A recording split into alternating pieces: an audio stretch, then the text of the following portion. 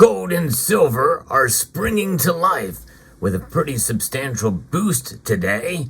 And we'll talk about why this trading session is a little different than what we've seen in the past and what we could see in the future and why we should be hopeful for gold and silver moving forward. We'll discuss it all as we explore.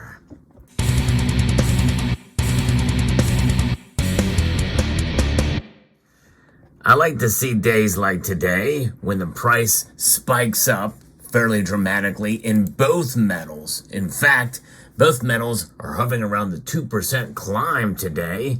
But let's take a look at gold first. Mere moments before the markets close, it's up $39. That's a 1.91% increase in price today to $2,083.40. Now silver is up over 2%. It jumped a whole $0.50 today to 2.19% increase to $23.22. It did climb as high as $23.33 today, but $23.22 is not bad for silver, considering where we are now comfortably beyond those support level, that low of $22 and $22.50. It's encouraging to see, especially silver outperforming gold today. That has narrowed the ratio down to 90.11. So obviously we have a very high gold to silver ratio still. And gold is flirting with its all-time high yet again. It's been known to be very resilient for multiple different factors, as I've talked about before. But what is going on today? Why is it different?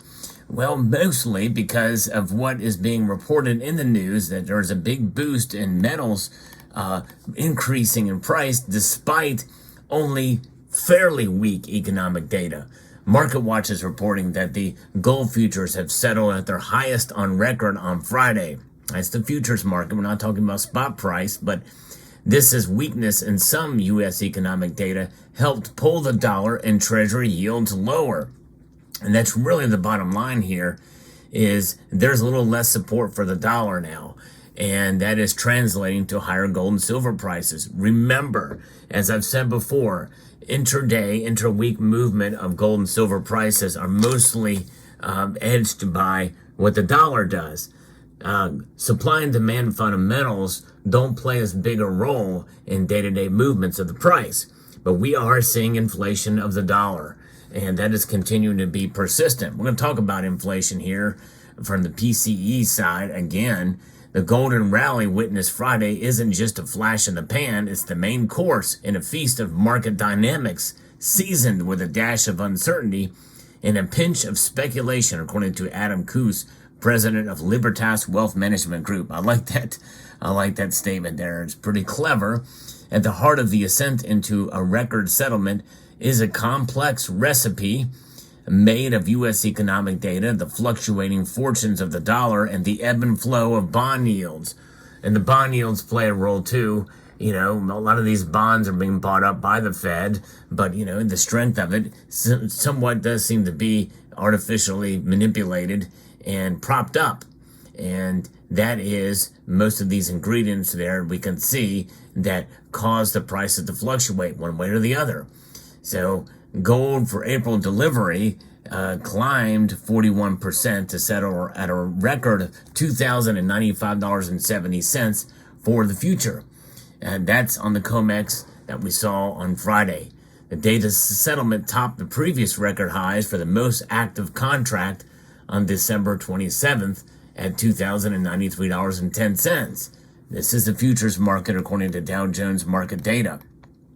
Now, price has traded as high as $2,096 on Friday, holding the intraday record high of $21.52 from December 4th. We saw that live here on our Sunday Night Market Watch. By the way, with the metals prices ending up higher today, racing to a high that we've seen surging for gold and silver, outperforming gold slightly. I think that leaves us to the possibility that Sunday night could be quite interesting.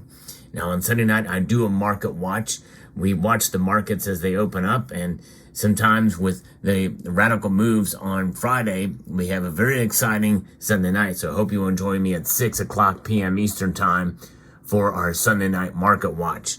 But what we're looking at here is quite interesting. And what we're going to find out is that with the U.S. government data showing that the PCE index rose 0.3% in January, matching the forecast of economists that have been polled by the Wall Street Journal, while the yearly rate of inflation fell to 2.4% from 2.6%. That's PCE, but we know that the headline inflation and the consumer price index is much higher. And that's stacked up upon already high prices from a year before. In the months before, inflation is persistent. Prices are high, and that's affecting the economy. And that's what's actually causing more buying of products and goods and services, knowing that they're going to continue to go up. That's what's stimulating the economy too. It's ironic, isn't it? But this is why there has been some push and more calls for the Federal Reserve to keep rates where they're at, because people are spending money. And people working 2 or more jobs and having to keep unemployment low, that's keeping unemployment low so that they can buy more goods and services before they continue to go up. These are supplies that are needed. They're hedging against inflation with other goods and services other than gold and silver, by the way, at this point in time. I think that's one of the reasons why we've not seen them really break out, although gold really has broken out. It's in a bull market. It's high. But there are other factors affecting that. Silver, though, is poised for potentially a bull market, but a lot of dynamics will need to change in order for that to happen. Now, the dollar has weakened. In fact, it's down as I record this video right now. The dollar index is sitting at 103.91. Earlier it was at 103.88. Treasuries have climbed, prompting the yield of the 10-year Treasury to fall 4.2% from 4.6% on Thursday. Yields move in the opposite direction to prices. And gold has a very interesting setup in recent weeks with strong Asian buying, primarily from China, adding to the continued central bank purchases to keep gold price firmly above $2,000 an ounce. Ironically, they're not buying as much silver. They're not utilizing as much silver, at least in country. That is part of the reason why I think silver's down. I posted a video about that earlier in the day, which I hope you will check out. Very interesting information there. Underlying buying still at present, it didn't take much new buying pressure to spark a move up for gold, and it affected silver too. Silver is seen as a good buy right now. And we know that with the buying of silver, it probably wouldn't take much, considering how small the market is, if people feel gold is too expensive, especially in the ETF space. And we could see silver move in a positive direction, mostly by that kind of buying. Now, if you are in the mode of stacking, like most of us are, this is a good opportunity to accumulate a bit more silver and take advantage of the high gold to silver ratio. I think that is quite possibly something that is probably a good time to do at this point in time, because it's only a matter of time before it does narrow down. How long will it take? I don't know. But price actions like today, even though we see the markets move at a pace with the inflation and all the other data, that seems to be that there's a little bit of nervousness in the market. I think that that bit of ticking down of the economy, though not major, is having a major impact in terms of the price of gold and silver. If we see more days like this, then we could be on a full-on bull market for both metals. And we could see a narrowing of the gold to silver ratio, with silver being the metal of opportunity in the coming future. We'll see how it plays out. But I'm of the mind that, hey, take advantage of the market fundamentals. And if you feel so led, well, silver is still a bargain, even though it's up over $1 from its near lows before. And it's still got a long way to move to the upside. And we could be at the beginning of that. Now, with all that being said, silver and especially gold, are doing quite well in spite of, the Bitcoin ETF, and cryptocurrencies doing very well too.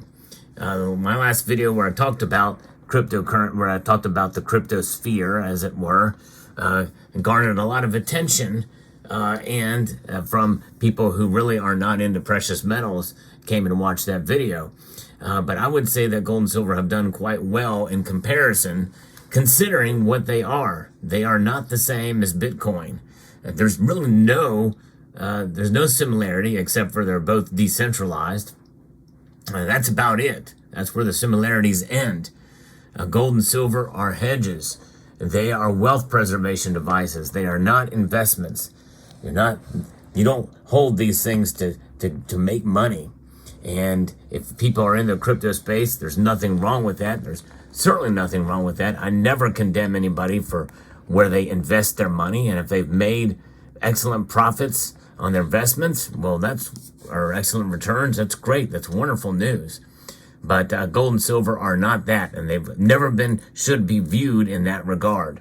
Gold and silver are just there to protect yourself and to have a savings vehicle, an insurance policy outside of the current system from which we find ourselves apart. And that's the dollar system. That's the fiat currency system. And to some extent, even the crypto sphere, which could be corrupted, and it also can be regulated out of existence if governments choose to do so. So keep all of that in mind. They cannot take your gold and silver in physical form. That's one thing that's for sure. Let me know what your thoughts are about this market update. If you found this information informative, insightful, and educational, hope you will consider pressing that thumbs up button down below and subscribe to the channel if you haven't done so already. So I want to extend a multitude of gratitude to each and every one of you for watching, and to encourage you to please rate this video, share it, comment, and check out these videos at the end.